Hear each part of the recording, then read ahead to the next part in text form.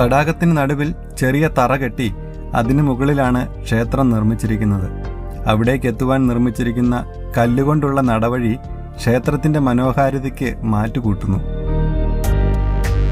തടാകത്തിലെ ജലത്തിൽ ഇറങ്ങി നടന്നാണ് പ്രദക്ഷിണം വയ്ക്കേണ്ടത്. മരവിച്ചു പോകുന്ന തണുത്ത വെള്ളത്തിലൂടെ പ്രദക്ഷിണം പൂർത്തീകരിക്കുവാൻ മനോജിനും യോഗേഷിനും മാത്രമേ കഴിഞ്ഞുള്ളൂ.